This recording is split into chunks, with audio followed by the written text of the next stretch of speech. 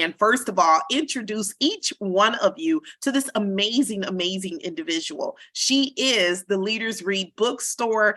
She actually leads and owns enterprise, a global enterprise, where she's empowering families and building legacies all over the world through real estate. That's correct. But also now her portfolio includes being able to coach individuals on a global basis. And she is the owner and founder of Leaders Read Bookstore, where they specialize in books for leadership. And so today she has a very, very amazing and special guest that she's going to feature. But I want to make sure that I do turn it right on over to Miss Dion Barnes. Dion, are you there?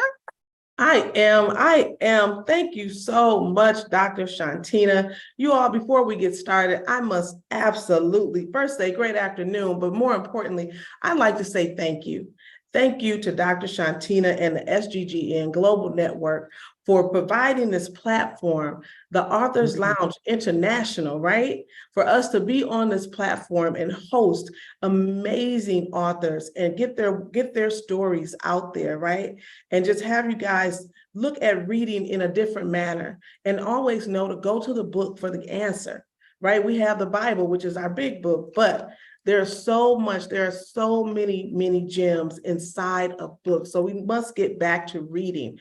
And I'm super excited about today. Oh my gosh, hang on one second. Technology will do this, right, you guys? Okay. Hang on 1 second. I am in a timed environment. 1 second. Let me just pop back here real quick.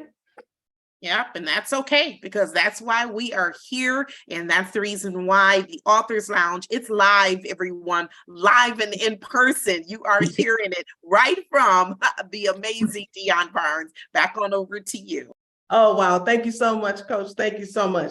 Yes. So, guys, I want to jump right into it. I am super excited today to introduce you to our author. She is amazing. She is a mom. She's a wife. She's a mom. She's a grandmother, right? She's a coach. She's an author, and she is awe-inspiring. I have only known her for a short time, but I love her. I love her. She's so authentic. I want to introduce to you all today the author of the book, The Secret Behind the Success. Okay, The Secret Behind the Secret to Success by Vernessa Thomas. I don't know if you guys can see, I think it showed up backwards, but she is on here today just to give you guys a peek inside of this amazing, amazing book. Mrs. Vernessa Thomas, how are you this afternoon? I am blessed and highly favored and just so grateful to be on such a platform to share my book and my message. Wow, we are so blessed, so very, very blessed to have you. And you know what? I gave just a short introduction, kind of like an overview, but I want you to let the viewers know, who is Mrs. Vernessa Thomas? Wow. First of all, I am an overcomer. I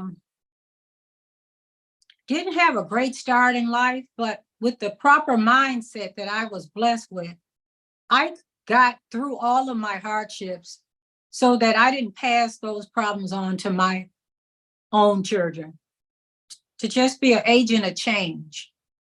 Wow, that is amazing. And I noticed that right away when I started talking to you. Tell the listeners this, what inspired you to write this book? Because you didn't have to tell your story, right? Because your children are all successful, everybody's healthy, family's doing well. You didn't have to tell your story. So what inspired you to tell your story? I was inspired to write the book because I realized, even though I had accomplished so much, society had put such a heavy weight on my back by being a teen mom that I focused, I think, more on what society thought of me and not the accomplishments that I made in spite of being a teen mom. And I wanted this book to show women it doesn't matter. We can overcome anything, and that we must not let society keep us down. we have to look at what great things we did and not just the so-called missteps that we made in our youth or whatever portion of time in our life that this happened. We are more than what mistakes we make. Oh, wow. We are more than what mistakes we made. You all, did you hear that? And that should sit with some people, and I know that it will. And that leads us right into my first question. I was wondering if you could talk a little bit more. In the book, you have it labeled "The Cat is Out the Bag," and I wanted you to just touch on that. It almost brought me to tears when I read it, just because people can be so cruel. But just share "The Cat is Out the Bag" and what that experience was for you when this all happened. Well, "The Cat is Out the Bag" talks about a period when I was in my early stages of being pregnant, still in high school, and I got outed. And with that, you were kicked out of school. But being a teen mom, I kind of talk more about it in the book. I was triggered by something that had happened to me as a girl. And so I fought through it so that I could finish high school, so I could create a different scenario or normality for my unborn child. Wow. In your book, after each chapter, you have it set up where at the end of the chapter, lessons learned. And there was some very, some tough lessons that you had to learn, but the guidance that the guidance or the advice you give is so very powerful. And this is what stuck out to me when you were just talking about being pregnant at 17 and not letting your circumstances define who you are, right? This is what stuck out to me. It says, you are not your current situation. But then you said this: stop playing the victim. Get out of your feelings. You must own it in order to move ahead. Can we talk about that a little bit, Ms. Thomas? You know, in the very beginning, I blame my boyfriend for me getting pregnant because he said he would do the right thing. We should never give ownership of our bodies, mind or soul, to anyone. I could stay victimized because I realized my ignorance was still a decision I made to hand it over to him. And so he was no more responsible than I was for what happened. But it was only when I realized or owned up to my part of it that I could move forward, because he couldn't provide a solution for my problem, only me. Wow. Wow. Can you say that again? You said your ignorance. Wow. So you had to own that decision because you played a part in it, like you said. And to move through, you just being so transparent. When you and I met in Chicago, we had a conversation, and I'm going to step out of the book a little bit. We had a conversation about transparency and how freeing that was for you. Can you talk about that a little bit, please? Yeah, when I was in this victim stage that my boyfriend lied to me, that he never really used any protection that could have kept me from getting pregnant. Once I said, you gave him the right to do that. You should have taken control. And once I could accept that, and it was hard to accept at first, but I couldn't move forward to finding a solution out of my problem until I took ownership of my role in the problem.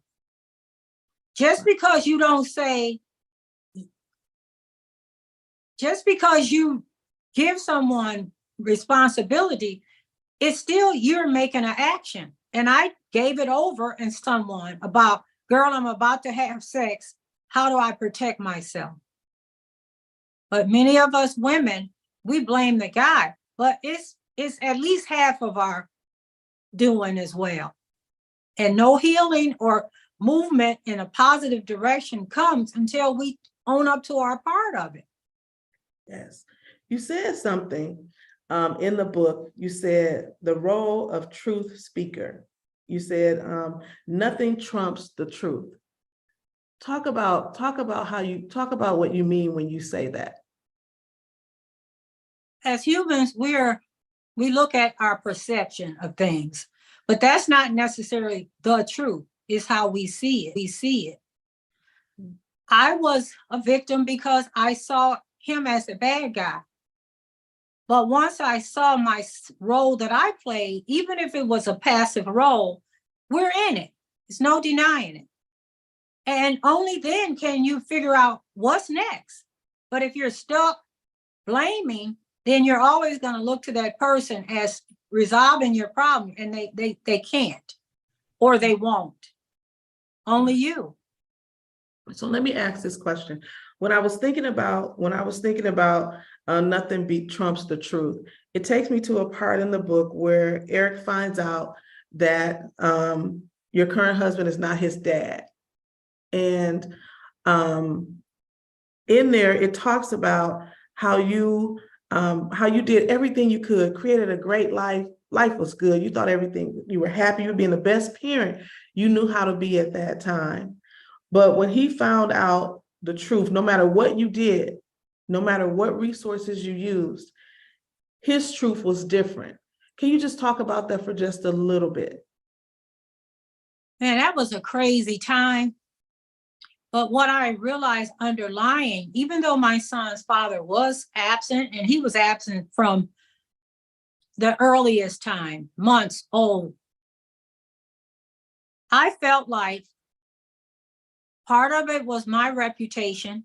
I didn't want my son to know that I had laid down with a guy who didn't think nothing of us. He didn't come fight for Eric. He didn't do anything. But I realized that I also acted out something that was normal in my own family. When we had problems with our men and they left, we just made an excuse. They died or they just whatever. We didn't face the truth. And I realized that I think I was concerned about my reputation. What would my son think of me being in a relationship like that? Even though looking back, I thought he didn't want us. So here we are. We're going to move on. I think some of it was my shame that I didn't talk about it. Wow.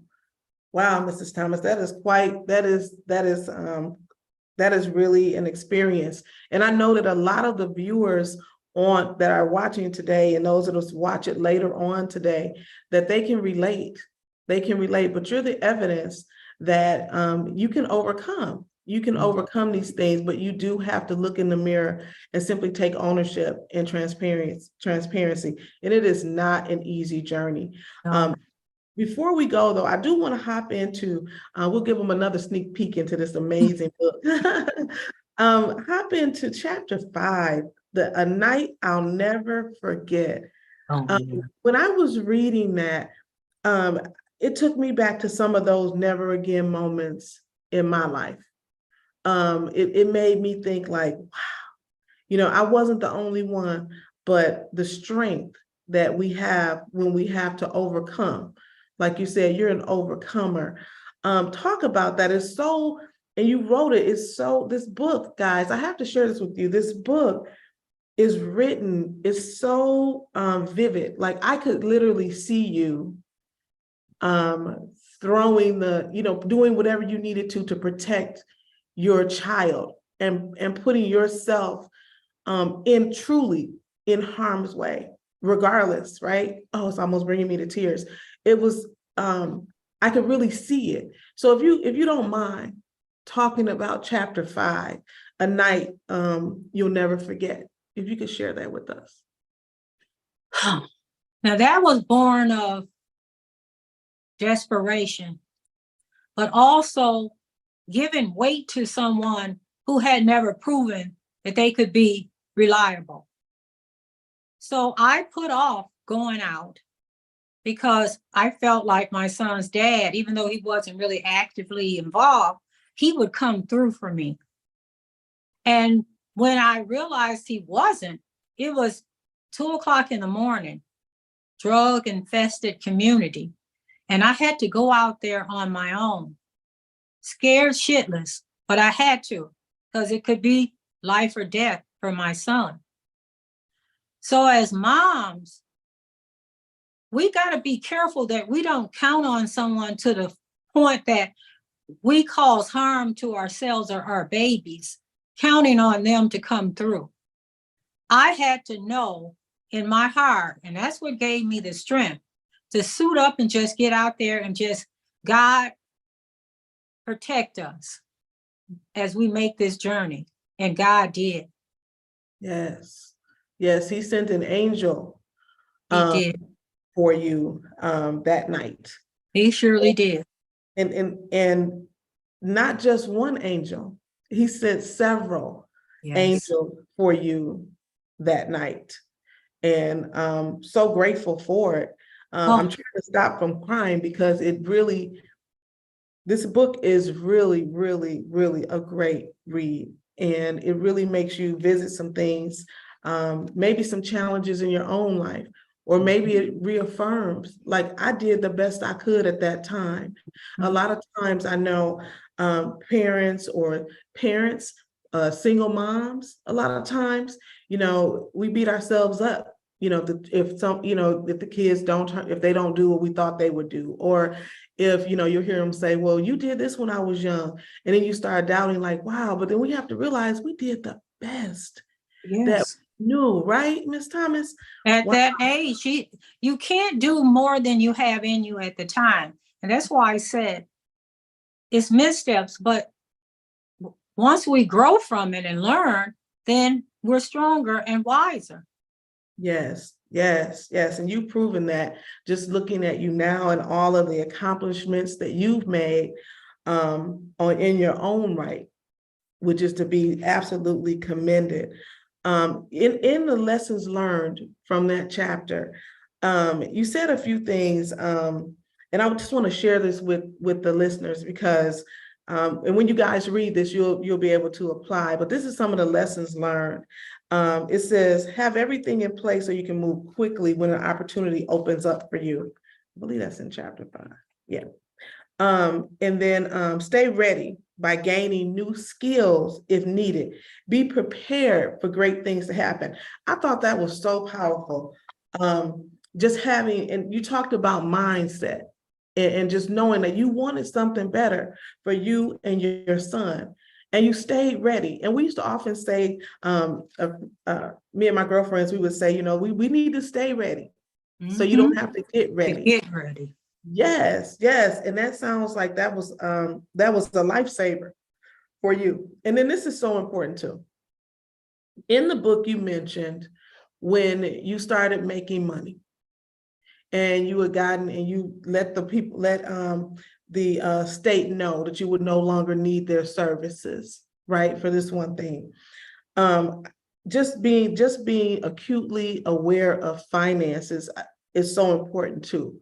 You said that you didn't spend on frivolous things when your pay increased.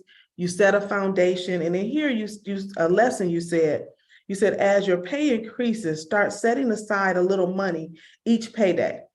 It will be the single most important thing you'll need to start improving your lifestyle. Speak to that, Ms. Thomas, because a lot of people get caught up on the things society says we should have, but they don't have the foundation in place. Can you please speak to that? I saw poverty in my family that was just abject poverty. And so we lived from pillar to post, paycheck to paycheck. So there was no way to get ahead. Well, I saw those few times that my stepfather worked overtime, how easier life was. So I went out with the mindset, I'm alone. And you ladies, you have to believe that. And anything that the baby's dad will provide is gravy. But you have to go with the mindset that you're going to be the one that is going to tend to your child, and you won't get solved. But if you get too much help, you'll get solved and you won't grow in a way that you can. Hardships gives us gifts if we look at it right. Being poor helped me not to become poor myself by watching what I saw and doing the opposite so that I wouldn't inherit the same thing. Because if you do what you've always done, you're not going to get anything different. And I figured out what to do different so that I wouldn't be at the mercy of the state forever or anyone forever. I gained my independence. Wow. Wow, Mrs. Thomas. I could listen to you all day. I really could. Thank you so much for sharing today. Thank you so much for just giving everyone a peek into who you are and what went into the writing of this book. Now, guys, we're going to wrap up now, but let me tell you, you have an opportunity in Wisconsin, Glendale, Wisconsin, at the Collective. Mrs. Thomas is going to be with us on September 30th, right? Get your tickets. It's a private ticketed event. We do not have a lot of seats. It's definitely limited seating. When you get your ticket, you will get a autographed book from Mrs. Thomas speaking directly to you, okay? And there'll be breakfast there, but then what's most important, 45 minutes of her sharing her life lessons with us and really delving into her book and who she is and answering questions. So guys, I'm super excited. Hopefully you can make it with us. Ms. Thomas, thank you so much for joining me today in the Author's Lounge. I'm just so excited. I cannot wait to see you. I cannot wait. I can't wait to share. It's so much there for us in spite of what happened. Yes. So please, I would love to see you there. I'd love to share and answer your questions. So please consider meeting us on the 30th of December.